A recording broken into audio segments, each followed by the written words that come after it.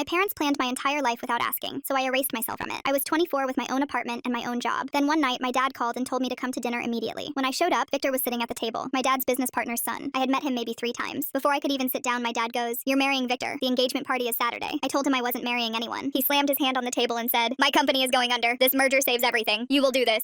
I looked at Victor waiting for him to seem uncomfortable, but instead he smiled and said, "Don't worry, I'll make sure she understands her place." My mom just kept eating like nothing was happening. I stood up to leave and my dad grabbed my arm so hard I knew it would bruise. He said, "You owe this family everything. You don't get to say no." I tried to pull away, but his grip got tighter. He said if I walked out that door, he would make sure I had nothing left. No apartment, no job, no money. I sat back down because I saw in his eyes that he meant every word. He wasn't bluffing. By the next morning, my landlord texted saying my lease was canceled. My bank account was frozen since my parents were still on it from when I was a teenager. I had $40 in cash and that was everything I owned. I called my mom begging her to help and she just said, "This is bigger than you. Just do what your father says." I moved back home that afternoon, and my mom took my car keys the second I walked in the door. That night, Victor came for dinner and sat so close our legs were touching. I moved my chair, and he moved his closer. He leaned in and whispered, "You'll learn to stay where I put you." My dad saw the whole thing and just smiled at him like he was proud. The next night, Victor brought a jewelry box with a necklace inside. It had a small lock on it. He said he wanted me to wear it every day so I would remember who I belonged to. I pushed it away, and my dad lost it. He grabbed my hair and shoved my head down toward the table while Victor clasped the necklace around my neck. I felt the cold metal click shut, and nobody said a word. The next morning, Victor showed up before my parents were even awake. He walked into my bedroom without knocking while I was getting dressed. I covered myself and told him to get out. He just stood there staring and said, "After Saturday, I won't have to knock." I ran to my mom and told her what happened. She said, "He's going to be your husband. Get used to it." That night, I snuck onto her computer and messaged my best friend Nadia. I told her everything and begged her to help me. She said if I could get to the end of our street Friday morning, she would pick me up. I had 2 days. I ripped that necklace off and hid it under my mattress. Thursday night, I wait until my parents fall asleep. My dad has a safe in his closet that I found when I was 15, and I still remember the code. I sneak into their room and open the closet. I type the code, but nothing happens. My hands are shaking, so I try again slower. It opens. There's $15,000 inside, and I grab every bill. Then I hear the front door open and my dad's voice downstairs. He's yelling into his phone, "She's not going anywhere. I don't care if I have to drag her down the aisle myself. This deal is happening." I hear him coming up the stairs. I press myself against the closet wall and hold my breath. His footsteps stop right outside the bedroom door. Then his phone rings again and he walks back downstairs to answer it. I wait until I hear the TV turn on before I slip back to my room. I don't sleep. Friday morning, my parents leave for brunch to finalize everything. The second their car pulls away, I grab my bag and walk out the front door. Nadia is already there. I get in and she drives. Nadia heard my dad showed up to the empty party screaming that he'd find me. The business deal collapsed. He lost everything.